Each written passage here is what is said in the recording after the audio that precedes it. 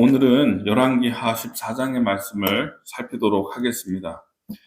이스라엘 왕 여로보암 2세에 대한 이야기입니다. 여로보암이라고 하는 이름은 우리가 익숙하죠. 르호보암이 다스리던 때의 나라가 둘로 나뉘어지게 돼서 이 여로보암이라고 하는 사람이 10개 지파의 수장이 되어서 10개 지파의 왕이 되어서 북왕국 이스라엘이 시작이 되었다. 이렇게 말씀을 드렸습니다. 그래서 르호보암, 다윗의 전통을 잇는 솔로몬의 아들 르호보암의 남유다 왕국과 이 10개의 지파를 이제 여로보암이 모아서 이제 왕정이 시작이 됐는데 북왕국 이스라엘이 시작이 되게 된 겁니다.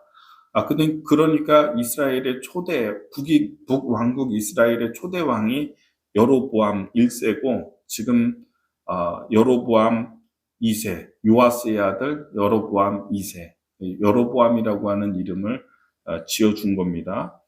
근데 이 왕은 참 지금 그 북왕국 이스라엘의 역사 가운데에서 전무후무한 업적을 이룬 그런 왕이라고 할 수 있습니다. 지금까지 많은 왕들이 있었지만은 영토를 이렇게 크게 확장한 사람이 없는 겁니다. 그러니까 이 유다의 이스라엘의 영토가 솔로몬 때, 다윗 때에 다 확장하고 솔로몬 때 그것을 강건하게 지키고 르호보암 때 영토를 많이 잃어버렸어요.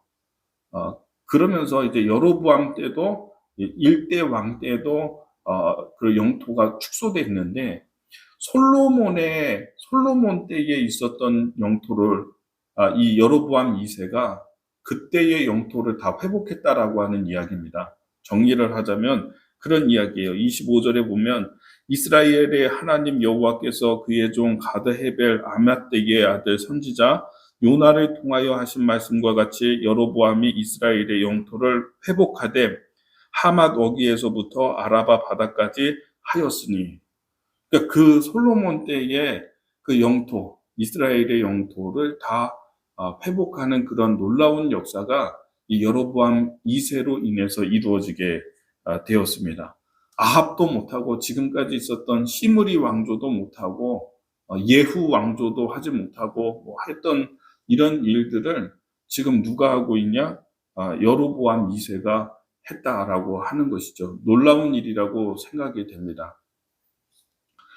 그런데 성경에서 이 정도의 그런 역사를 이루었다고 한다면 성경의 기록에 좀 많이 기록을 해줬으면 좋겠어요. 어떤 전쟁을 어떤 나라와 어떻게 해서 승리를 하게 되었는지, 그때 뭐 장군들의 활약이나 뭐 이런 것들을 이야기할 법도 하거든요. 근데 간략하게 쓰고만 있습니다. 저기 뭐 아라바 바다까지, 거기까지, 이전에 솔로몬 시대에 있었던 영토 거기까지 회복이 되었다라고만 얘기하고 이 사람에 대한 이야기를 전혀 하고 있지 않아요. 한 가지 얘기하고 있죠. 뭐냐면 악을 행했던, 하나님 앞에서 악을 행했던 초대왕 여로보암의 길에서 떠나지 아니했다. 그 길로 갔다. 그렇게 평가하고 있는 것을 우리가 보게 되는 것입니다. 24절의 말씀해 보세요. 여호와 보시기에 악을 행하여 이스라엘에게 범죄하게 한 느밧의 아들 여로보암의 모든 죄에서 떠나지 아니하였더라. 이렇게 얘기하잖아요. 평가가 이거고 영토 확장했다, 회복했다, 이게 끝이에요. 이렇게 많은 업적이 있는 사람에 대해서 말하고 있지 않는 것입니다. 뻔한 거기 때문에. 왜? 여로보암의 길로 갔다라고 하는 것으로 다 정리가 되는 겁니다.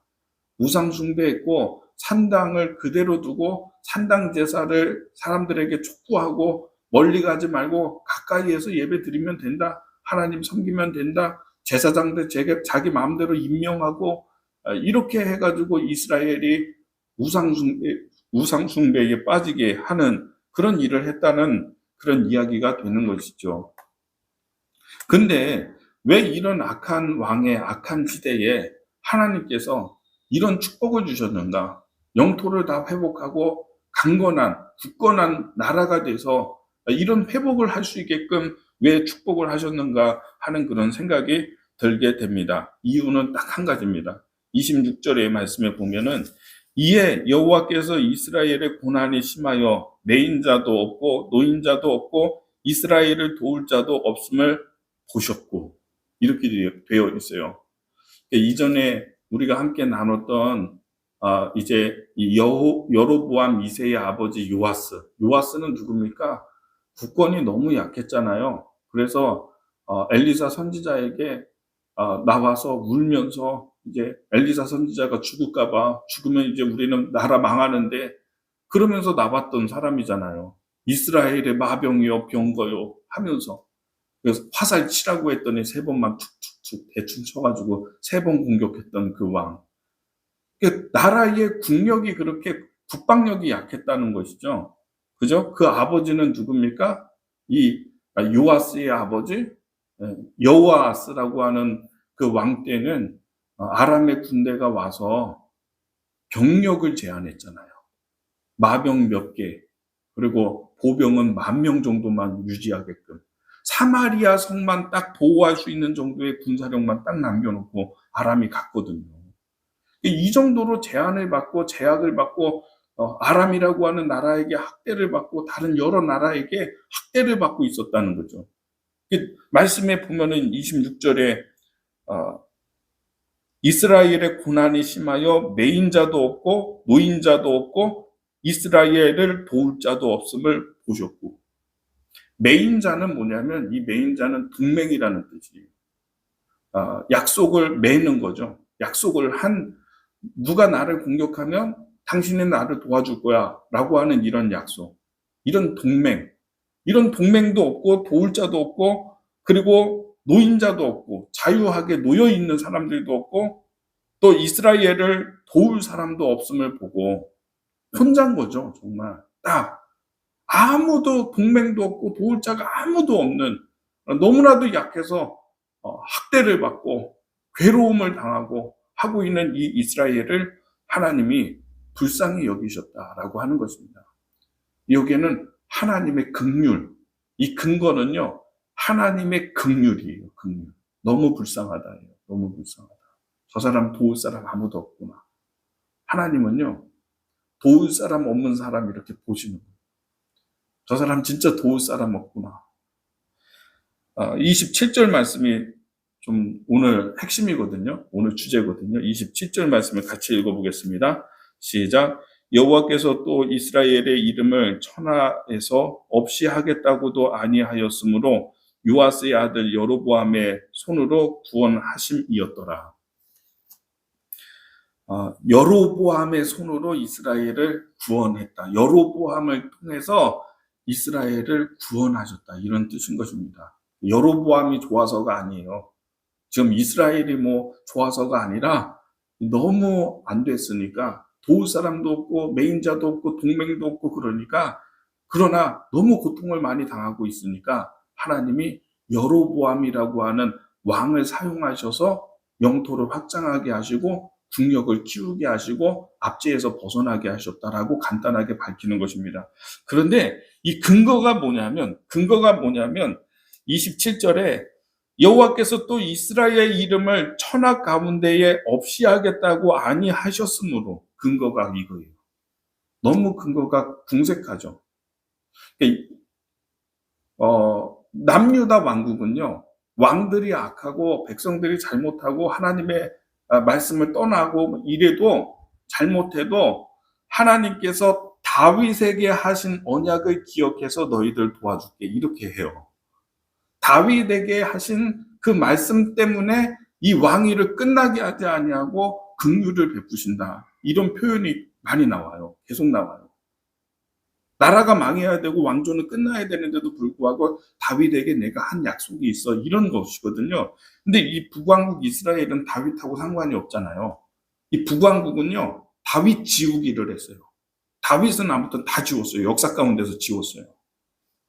그러면 하나님이 다윗에게 하신 약속도 이것도 이게 상관이 없는 거죠. 그러니까 근거가 없으니까 하나님이 때때로 백성들이 잘못하고 왕이 잘못해도 아브라함에게 하신 언약을 가지고 아브라함에게 이렇게 얘기했기 때문에 내가 너를 용서할게, 너를 도와줄게. 야곱에게 한 약속 때문에 내가 너를 도와줄게, 내가 너를 용서할게. 근데 이렇게 하다가 너무너무 이 이스라엘이 악하니까 그것도 안 되는 거예요. 없는 거야.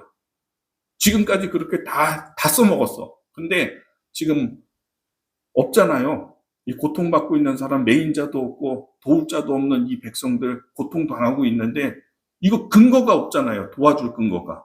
근거가 없으니까 뭐라고 얘기하시냐 하면 내가 이 이스라엘 이 나라를 천하에서 없애버리겠다는 말은 안 했잖아. 내가 이 백성을 다 지우겠어, 없애겠어, 이런 얘기 안 했잖아, 내가. 그게 근거라는 거예요, 지금. 세상의 억지 주장이죠. 이런 억지 주장이 어딨어요. 요즘에 이제 정치권에서 청문회하고 하다가 보면은, 야, 저런 걸 근거로 얘기하나? 저런 억지 주장이 어딨지? 기적의 논리다. 이런 표현들 많이 쓰죠. 기적의 논리. 이게 하나님의 기적의 논리예요. 이런 게 어딨어. 내가 너 뭐 없애버릴 거야 이런 말은 안 했잖아. 그래서 내가 너 도와줄게 이거거든요. 이스라엘이 못되고 왕도 못되고 여로보암의 길로 가고 우상 숭배하는데도 도와주거든요. 지금 하나님이 악한데도 지금 돕고 계시거든요.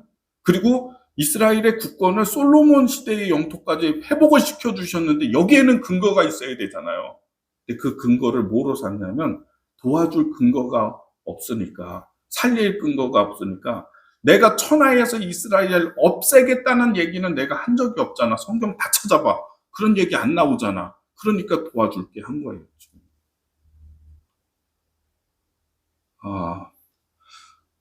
하나님의 사랑이고요. 하나님의 긍휼이죠. 우리를 구원하시는 하나님의 기적의 논리. 여러분, 이 기적의 논리가 이거 붙들고 나가세요. 내가 죄 있고 허물 많고 심지어는 그 맨날 여전히 그 여로보암의 죄에서 떠나지도 않은 이 백성들 고통당하고 도울 자 없으니까 하나님 이런 기적의 논리를 사용해서 이걸 근거로 해서 내가 너희들 없애겠다는 얘기는 한 적이 없잖아 라고 하는 것을 근거로 해서 이 백성을 도와주시고 이 백성의 영토를 확장시켜 주시고 회복되게 하시고 국방력을 강화시켜 주시고 도와주셨잖아요 라고 하면서 여러분들 이 말씀을 근거로 해서 하나님께 말씀드려 보세요. 네. 이렇게 구원하기를 원하시는 하나님, 우리를 돕기를 원하시는 하나님, 여전히 우리가 죄 가운데 있지만 여전히 나는 하나님 앞에 나갈 수 있는 사람이 아니지만 나의 행실은 하나님 앞에서 아름답지 못하지만은 그러나 하나님 나를 긍휼히 여겨주십시오. 나를 돕는 자가 없잖아요. 나는 하나님의 도움이 필요하잖아요. 이거 붙들고 나가면요. 이거 붙들고 나가면 이 말씀 여기 있잖아요. 하고 붙들고 나가면 하나님이 우리에게 여러분에게 은혜를 주시는 줄 믿으시기를 바랍니다. 그게 하나님의 마음이죠. 그리고 그게 하나님의 긍휼이죠. 근데 우리는 그게 아니잖아요. 우리는 언약이 있잖아요. 예수님을 통해서 나를 위해서 십자가에서 죽으신, 그래서 나를 구원하신 이 근거가 너무나도 명확하잖아요. 나를 사랑하시는 하나님, 나에게 복 주시겠다고 약속하신 그 예수님, 그 근거를 가지고서 하나님께 나아가는 우리의 믿음이 되기를 바랍니다. 이렇게 나라가 회복이 됐지만, 국권이 회복되고 나라의 영토가 다 회복이 됐지만 여로보암이 왕되고 죽고 30년 만에 북왕국 이스라엘은 아수르에 의해서 망합니다. 하나님이 이때 기회를 주신 거예요. 이때 기회를 주셨는데 그 기회를 통해서 하나님께 나와야 되는데 여로보암의 길을 버렸어야 되는데 버리지 아니하고 계속 그렇게 행하다가 30년 만에 나라는 망하게 되죠. 하나님이 기회를 주셨을 때 우리가 정신 차리고 여로보암의 길에서 떠나고 신실한 하나님의 말씀을 따라가는 길로 가게 되면 하나님께서 우리에게 계속적인 은혜와 역사와 하나님의 길로 인도해 주시는 것을 믿게 되기를 주님의 이름으로 축복합니다. 기도하겠습니다.